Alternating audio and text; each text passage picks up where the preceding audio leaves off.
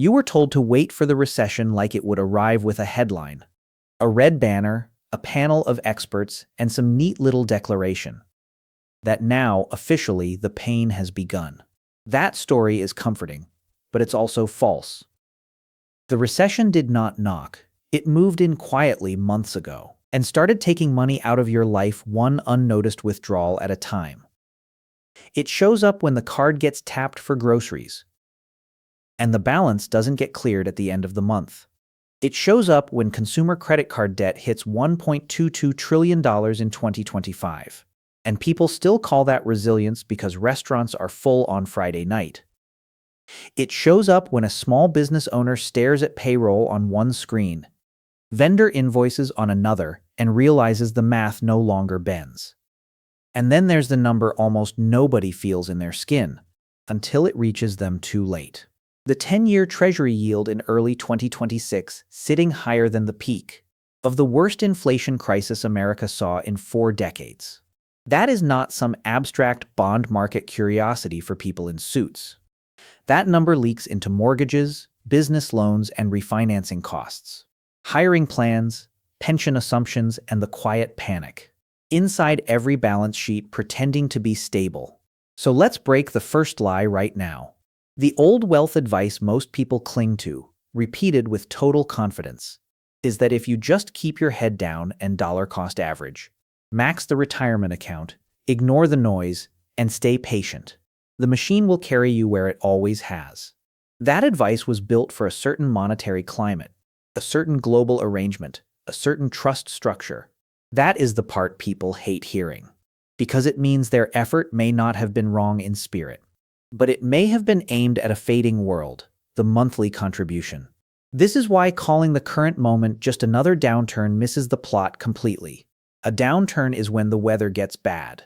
This is closer to the plumbing changing inside the walls. While everyone argues about the wallpaper, think about how this usually gets explained to the public. We wait for the official confirmation 2 negative quarters, as if reality begins when somebody with a title gives it a name. And here is where the second lie sneaks in. That the system is stressed, yes, but fundamentally intact. No, stress is when the alarm works. Now take one step back and the picture gets more uncomfortable. The global financial order after World War II was not magic, it was a deal. But long arrangements breed complacency. The landlord gets comfortable. The tenants start noticing the paint is peeling. That sounds solid until you remember what trust actually is. Trust is not steel, it is not concrete. It is a psychological asset. And that brings us to the biggest misconception of all. Most people think the danger is simply that the national debt is large. Large is not the right word. Misread is the right word. The U.S. national debt is now $36 trillion, roughly 120% of GDP. Put that into household language and the illusion disappears. If you made $60,000 a year and owed $72,000 on credit cards, your debt-to-income ratio would match the United States government right now. And yes, someone always says we've had high debt before. That is not today's setup. Today the country is older. Manufacturing capacity has been pushed offshore. The U.S. is a net debtor, not a net creditor. That is where the old common sense breaks apart. Because once debt service starts eating the state faster, then the state can renew its productive base. This stops behaving like a normal debt problem. It starts behaving like a rollover problem. So no, the main risk is not that a recession might be coming. The real risk is that millions of people are still using a vocabulary from the previous era they think patience alone protects them. That emotional safety is the product being sold. Not clarity, not precision, just comfort. The comfort that this is temporary. So before we talk about solutions, before we get into portfolio moves, or defensive positioning, or what any individual should actually do, one thing has to die first. The belief that this is just another ordinary downturn passing through the usual cycle. That belief is the trap. What kind of system needs ever larger promises just to keep standing? And what happens when finding the next buyer becomes the whole game? Here is where the comforting story breaks. People hear the United States can always pay its debts and imagine safety. What they should imagine is dilution. And that trick works beautifully until the bill shows up somewhere else. It does not vanish, it migrates. It lands in prices, in savings, in rent, in groceries, in the silent shrinking of what your paycheck can still command. That is why the key number here is not ideological. Because if the market truly believed the currency was stable and the long-term future was calm, it would not need more than 4.5% to lend to the most powerful government on Earth for 10 years. The market is demanding that compensation for a reason. That extra yield is not a reward, it is an anxiety premium. Now widen the lens. Ray Dalio has spent years mapping the big debt cycle across reserve currencies, not as philosophy but as pattern recognition. Dutch guilder, British pound, Spanish real. Different empires, same arc, rise, dominance. That is not the kind of line you just nod at and move past. 80 years means most portfolios, most retirement assumptions. Most just keep averaging in and ignore the noise advice. Has never been pressure tested against this kind of overlap. Take internal disorder. In 2024, the top 1% of Americans held 32% of all national wealth. The bottom 50% held 2%. Read that again slowly. Half the country holds 2%. The top 1% holds 32%. This is the part most people miss. Wealth inequality does not just produce social resentment. It changes the discount rate on the future. And once large pools of capital begin asking that question, their behavior changes before the public conversation catches up, which is why the gold number matters so much. In 2024, central banks bought 1,037 tons of gold, second highest year on record since the data started being collected. Not retail investors panicking on social media. You do not buy 1,037 tons of gold because you are decorating a vault. You buy that because you are reducing exposure to dollar-denominated assets. Without announcing it too loudly, gold does not need a counterparty to honor a promise. And this is where the numbers become impossible to wave away. If the dollar system were as unchallenged and universally trusted as the public story suggests, then central banks would not be buying gold at the second highest pace ever recorded. If long-term confidence in U.S. fiscal stability were intact, the 10-year would not need to sit above 4.5%, while inflation remains above target after 2 full years of rate hikes. And once you see those angles together, the old reassurance starts sounding almost childish. The government can always print, and yes, it can, but printing to suppress one fire while igniting another is not a solution, it is a transfer. Now add external disorder, because this is the accelerant. In 2022, the US cut Russia out of the SWIFT system, the network that processes international bank transfers, and froze hundreds of billions of Russian foreign reserves denominated in dollars. In the short term, it worked, and that part matters. But here is the second-order math. If one country can have hundreds of billions in reserves frozen because it falls into direct geopolitical conflict with the United States, then every other country that has ever imagined future friction with the United States has just received a lesson in concentration risk. Not a theory, a demonstration. Think of reserves like emergency oxygen. If you watch someone else's tank get seized mid-crisis, you don't wait to become the next example. You build redundancy. You change routes. That's why the small island with one shipping company analogy cuts so well. If the island has only one dock, it pays whatever rates are demanded and accepts whatever rules are imposed. Dependence looks stable right until power gets exercised. The moment one shipment gets seized over a political dispute, the lesson is burned in. So when countries start buying gold, building alternative payment rails, invoicing more trade outside the dollar, or simply reducing the share of reserves held in assets that can be frozen, they aren't making an academic statement, they're responding to revealed risk. That's the institutional equivalent of a tenant quietly touring other apartments, while still paying this month's rent. From the outside, nothing looks dramatic. That repricing is the real story, not a sudden collapse, not a movie scene. A slow change in what compensation people require, what assets they prefer, and what systems they no longer want exclusive dependence on, above 4.5% on the 10-year. And the dangerous part is how normal this can still feel while it's happening. Your card still taps, your paycheck still lands, the market still opens at 9:30. That just a little is enough. Because systems don't need everyone to leave at once. They only need the smartest money to stop being fully captive.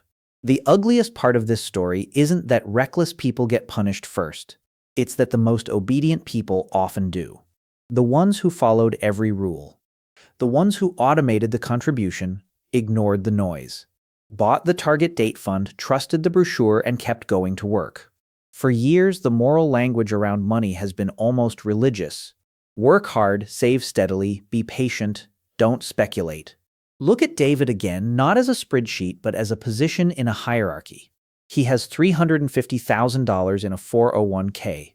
Sounds solid, sounds adult, sounds safe. Because when the monetary order shifts, assets don't all get hit equally. Some people hold the printing press, some people hold the toll road, some people hold the collateral. You can feel the difference in real life. One family opens a brokerage app and sees a larger number than last year. But their insurance premium jumped, property taxes climbed, groceries got meaner, and the house they wanted for retirement moved another 2 zip codes away. Another family owns the apartment building, the pipeline, the energy exporter, the mineral rights, the logistics network, the business with enough margin to raise prices without apology. That is value layering, not rich versus poor as a slogan. Owner versus claimant, price setter versus price taker. And when pressure hits, the elevator doesn't carry everyone upward. It locks. This is why the just keep investing and don't think too much mantra becomes dangerous at certain moments in history. In ordinary periods, passivity can be intelligent. In transitions, passivity can mean volunteering to absorb the adjustment. The system needs someone to eat the loss. It rarely announces that directly. It hides it in inflation assumptions, duration exposure, currency weakness, and retirement models that quietly smuggle in yesterday's world as tomorrow's baseline. So who gets harvested first? Not usually the billionaire with lawyers, access, and hard asset exposure. Not the multinational that can shift production, financing, tax structure, and currency mix across borders.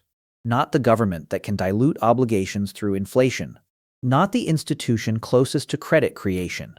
The people who get squeezed are the savers, whose wealth exists mostly as long-duration financial claims and future purchasing power expectations. The nurse with a 7-figure retirement target. The engineer staring at a quarterly statement. The couple who delayed vacations, skipped luxuries, refinanced carefully, and believed prudence itself was protection. They built nominal wealth. The system reprices real wealth. And the cruelty is psychological as much as financial. If you lose money in a speculative mania, at least the story is obvious. You took a swing, you missed. But if you lose purchasing power after 2 decades of restraint, the loss arrives wearing the mask of responsibility. The account still looks respectable. The retirement calculator still produces a clean, rounded number. The financial media still tells you to zoom out. Meanwhile, the lived reality gets thinner. The steak becomes ground beef. The private college becomes state school. The retirement town becomes impossible. The number on the screen survives. The lifestyle it was supposed to buy quietly dies. That is a transfer, and every transfer has a destination. When inflation runs hotter than promised, debtors benefit over creditors. Large borrowers gain room to breathe. Governments repay in cheaper currency. Asset owners with leverage often watch nominal values rise, while fixed obligations erode in real terms. But the patient saver, especially the one parked in instruments designed for stability, eats the difference, not because he was foolish. Because his role in the structure was to provide clean capital and absorb dirty outcomes. That's why the language of everyone can win if they're responsible collapses under stress. No, in a monetary transition, every class of asset starts revealing what side of the deal it was really on. Bonds reveal they were confidence instruments. Index funds reveal how much of their valuation depended on low discount rates. Cash reveals whether it was dry powder or slow bleed. Pension math reveals whether it was planning or fiction. And once you see that, the social myth around hard work starts to crack. Work matters, saving matters, but neither overrides asset hierarchy. If your wealth lives in instruments that can be diluted, repriced, duration hit, or politically managed, then your discipline is feeding a structure you don't govern. You aren't steering the ship, you're supplying ballast. That's why two people can both be doing well and still occupy completely different economic realities. One person's portfolio is a passive stack of paper claims. The other person's balance sheet owns things the world has to keep paying for. One is hoping the denominator stays stable. The other can charge more when the denominator weakens. One is trapped inside a retirement formula. The other owns a piece of the mechanism rewriting the formula. And this is where the middle class gets misunderstood. They're often described as being lazy, uninformed, or addicted to consumption. Some are, but that isn't the primary vulnerability here. The primary vulnerability is structural loyalty. They believed the safest behavior would put them on the safe side of the ledger. They didn't realize they were being placed into the layer, designed to be diluted last and compensated least. You can picture it like a city during a water shortage. At the top of the hill, homes with private tanks keep functioning. Commercial users with contracts get deliveries, politically connected buildings stay lit. At street level, ordinary residents are told not to panic, to conserve, to trust the authorities. The taps still run for a while, just weaker, just browner, just less reliable each week. The shortage doesn't begin the day water stops. It begins the day access becomes unequal. That's what happens to wealth in a monetary regime shift. The shortage isn't always of money, often it's of undiluted claims. And once alternatives to the dollar settlement system keep developing, once reserve demand softens even partially, once rates have to do more work, once inflation becomes the politically convenient release valve, the people standing in the most exposed layer aren't the headline gamblers. They're the careful savers who outsourced judgment to a system designed under old assumptions. They're the ones who said, "I'm not trying to beat the market. I just want to retire with dignity." That sentence sounds modest. So forget the fantasy of solving this with one heroic portfolio overhaul. You don't need a grand manifesto tonight. Here is the move. Open the account where your paycheck lands. Not tomorrow, not this weekend. The account, the actual one. Then create a second automatic transfer that leaves within 24 hours of every paycheck. Not monthly, not when there's extra, within 24 hours. Before your nervous system has time to reinterpret the money as spendable. And this second transfer cannot go to the same place as your emergency cash. That defeats the point. It must go to a separate bucket for monetary transition protection. A different account, a different label, ideally a different institution. The amount doesn't need to be dramatic. It can be embarrassingly small. 1%, $50. The size matters less than the sequence. Because the sequence is the surgery. Most people do the opposite. Rent, groceries, subscriptions, dinner, impulse purchases, random Amazon leak, then maybe investing if nothing exploded. That order trains you to fund the old system first and your own defense last. You're teaching your life to consume stability before it can build resilience. And the system loves that version of you, calm, predictable, fully available for dilution. So reverse 1 inch of the conveyor belt. The moment income arrives, a pre-decided slice leaves. No debate, no market forecast. No checking headlines, no dramatic voice saying maybe I'll wait for a better entry. That voice has probably cost more money than any recession ever did. It sounds responsible, but it's usually just fear wearing glasses. And be specific about where that transfer goes, not investments in the abstract. Not a vague future account you never open. Give it a hard destination. If your plan is treasury bills for dry powder, send it there. If your plan is physical gold accumulation over time, send it to the cash bucket used only for that purchase. If your plan includes Bitcoin as a minority hedge, send it only to the account designated for that exact role. One destination, one rule, one lane. Why so rigid? Because loose systems collapse under stress. When markets get loud, your brain starts bargaining. It wants a narrative. It wants certainty. It wants permission to postpone. But a standing instruction doesn't care how you feel about CPI or bond yields, or AI deficits, senators talking about strategic reserves. or whether some anchor on television says everything is under control. Automation is useful precisely because it bypasses your talent for self-deception. Think about the actual physical scene. Friday morning, payroll hits, phone buzzes, you glance at the balance, and for 3 seconds your body relaxes. Then the old script starts. Maybe hold more cash this month. Maybe expenses will run high. Maybe wait for a pullback. Maybe after vacation. Maybe after bonus season. That's the exact window where money disappears into the fog. One lunch, one renewal, one convenience fee, one harmless swipe at a time. Nothing cinematic, just frictionless erosion. The auto transfer closes that window. It turns the first claim on your cash away from consumption and toward optionality. And optionality is the whole game in a transition. You aren't trying to predict the next monetary regime from your kitchen table. You're trying to avoid being fully trapped inside the current one, while it gets repriced around you. That's why the action has to be dull. People fail here because they choose goals that are too emotionally satisfying.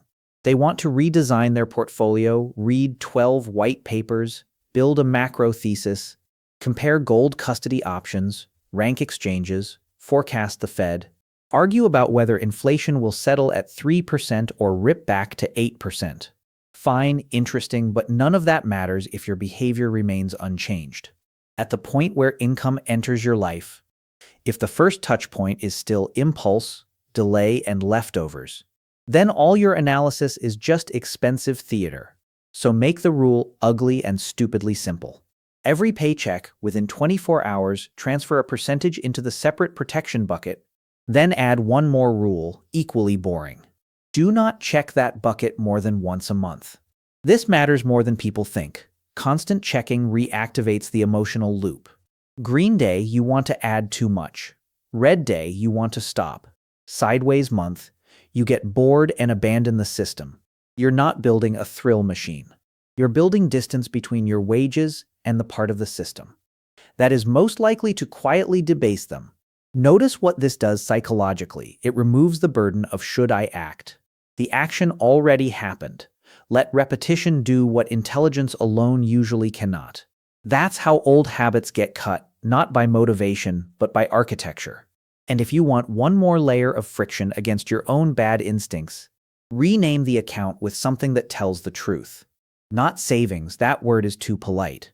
Call it do not leave idle, or anti-dilution, or monetary exit ramp. Something that stings a little when you look at it. Something that reminds you this is not a vacation fund, and not a vague symbol of adulthood.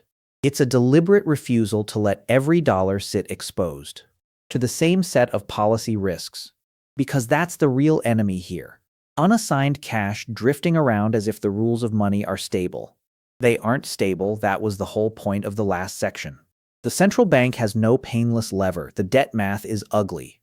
Technology may lower costs while destabilizing labor. Governments may reach for things that sounded absurd just a few years ago. Gold revaluation sounds impossible until incentives corner people. Bitcoin-backed instruments sound fringe until credibility gets expensive. None of that requires you to become a bunker economist. It only requires you to stop behaving as if passive delay is a strategy. It isn't. Passive delay is a vote for whatever happens next. And the people who get hurt worst in these periods aren't the loud speculators. They're the quiet loyalists of the default setting. The ones who paid on time, diversified politely, trusted the labels, and assumed the plumbing under the floor would keep working because it always had. Then one day they realized their assets weren't destroyed in one dramatic event. They were diluted, boxed in, and rerouted gradually, through incentives they never bothered to map. So start with the transfer, that's it. Not because it solves everything, because it changes who controls the first movement. That first movement is where your real beliefs live. Not in podcasts, not in comments, not in bookmarked articles about macro risk. In the first 24 hours after you get paid. If I looked at your bank history, I could tell what system you actually serve. And once that transfer runs for 3 pay cycles, then you earn the right to refine the destination. Then you can size the hedge, compare vehicles, decide what belongs in bills, what belongs in hard assets, what belongs in productive risk and what stays liquid. But not before the habit exists, method before opinion, structure before story, because people keep trying to think their way out of a behavior problem. They won't, they need a machine. Set the machine, let it move first. Then let the bigger questions come to you from a position of already having acted. That's how you stop being the perfectly behaved saver standing still on a platform, while the tracks are being switched under your feet. And here's the uncomfortable question I want you to sit with before we go further. When your paycheck hits now, what is the very first thing your money does? And who taught it to do that? That's the part finance marketing never sells. Because there is no glamour in survival buffer. No one puts maintained optionality through a messy decade on a billboard. No one brags at dinner that their biggest win was not being forced to liquidate in the middle of a bad year. But if you've ever watched a family get hit not by one giant catastrophe, but by 3 medium-sized ones in a row, you know how real this is. First, the rent jumps, then the insurance premium renews higher, then the car needs tires, then the company freezes bonuses. Then the portfolio is down right when cash is suddenly needed. That's how wealth actually gets shredded, not always in a cinematic collapse. Usually in a chain of ordinary invoices arriving at the worst possible time. And that's why the ending here cannot be go all in on the new thing. That would just be another costume for the same old delusion. The point isn't to replace blind faith in one system with blind faith in another. The point is to stop being trapped. If Marcus learns anything, it shouldn't be panic. It should be awareness with a door attached to it. A portfolio that can bend. A life that isn't one broken assumption away from forced decisions. Because once you see the actual bet, you can finally choose the size of it. That's where compounding becomes real again. Not the fantasy version, the adult version. The version where steady contributions still matter. Low fees still matter. Tax shelter still matters. Patience still matters. But they only work the way they're supposed to work. If you survive the periods when systems are under strain. Compounding is brutally simple. What stays invested gets the chance to grow. What gets sold in panic, rated for emergencies, or destroyed by leverage never gets to come back. The first job of a serious financial plan is not maximum return. It's simply preventing irreversible mistakes. Irreversible mistakes have a sound to them. It's the click of a credit card when your emergency fund is too thin. It's the voice in your head rationalizing a sale after a 28% drawdown. Because I just need certainty. It's the email from HR that lands at 6:12 p.m. on a Thursday. It's the prospectus you never read. It's the refinance that no longer pencils. It's the retirement contribution you pause just for a month and somehow never restart. This is what people miss when they talk about markets like abstract weather. The damage lands in kitchens, inboxes, parking lots, pharmacy counters, and login screens. So if the world is renegotiating the lease, your response doesn't have to be theatrical. In fact, theatrical is usually expensive. Small and boring beats dramatic almost every time. You don't need to turn your life into a bunker. You need to create friction against fragility. Maybe that starts with 1 hour and one screen. You open every retirement account, taxable account, pension portal, brokerage login, and bank app you have. And you write down what is actually there. Not what you think is there, what is actually there. How much is in US equities, how much is in long-duration bonds, what the expense ratios are, whether the target date fund you've been calling diversified is really just domestic stocks plus domestic debt with a glide path attached. Most people have never done this in one sitting. They have fragments. A 401k from an old employer, a rollover IRA, a savings account earning almost nothing, a brokerage account holding 3 things they bought during a panic or a headline cycle. The first layer of safety is not optimization, it's inventory. Then look at your cash the way an operations manager would, not the way an optimist would. How many months of unavoidable expenses can your household cover without touching retirement assets, without putting groceries on a card, without assuming perfect health or stable hours? I'm not asking for a social media approved number. I am asking for your actual number. Your rent or mortgage, your utilities, your insurance, your medication, your childcare, your car payment, your baseline life. Because if your money is fully invested but your life has no shock absorber, then your portfolio is not resilient, it's hostage collateral. And yes, this is less exciting than arguing about Bitcoin reserves, or reserve currency transitions, or whether Beijing or Washington has the stronger hand.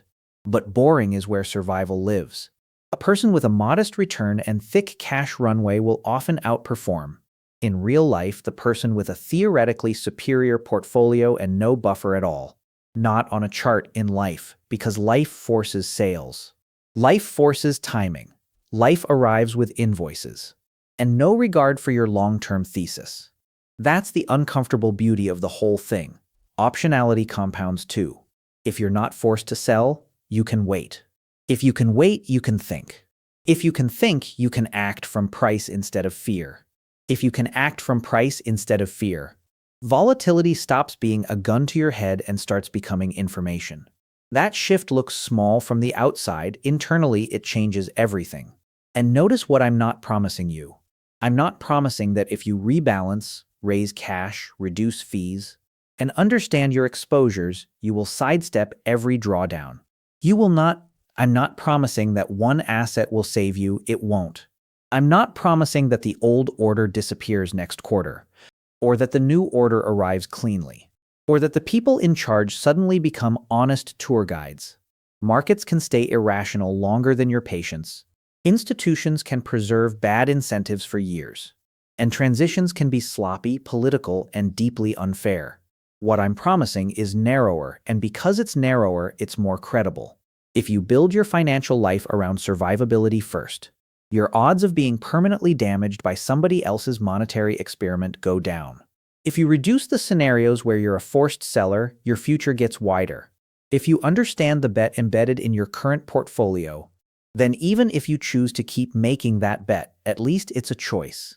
Conscious exposure is still exposure, but unconscious exposure is surrender. Not rich versus poor, not stocks versus gold, not America versus China. The real line is between people who have some ability to respond when conditions change, and people who discover too late that they were never given any response options. So the practical ending is almost insultingly modest. Keep contributing if you can, that machine still matters. Keep fees low, friction compounds against you too. Know what you own, not generally, specifically. Know what can force you to sell. Then work backward and reduce that pressure. Stop confusing account diversification with regime diversification. And never let a default setting make a decade-long macro bet on your behalf without your informed consent. That's not sexy, it's not dinner party material. It won't get clipped into a 12-second miracle reel, but it's how people make it through ugly transitions, with dignity intact and capital still alive. Sometimes the best financial move of an entire decade is simply not getting flushed out in year 3. And if that sounds too conservative, remember what the alternative usually looks like. People wait, they delay the boring audit, they postpone the reallocation. They tell themselves they'll revisit the emergency fund after the next raise. After the election, after the market settles, after the headlines calm down, later becomes next quarter becomes next year. Then one day the system stops being theoretical. Yields move, credit tightens, layoffs spread, prices wobble. The account balance that felt like proof of safety reveals itself to be conditional. And suddenly they're making urgent decisions from a place of fatigue, not strategy. That's the real wealth trap, not ignorance, just delay. And remember, delay charges interest. That's why I keep coming back to the same image. You're on a ship where the crew is quietly renegotiating the route, while passengers are being told to enjoy the buffet. You don't need to jump overboard, you don't need to hijack the bridge.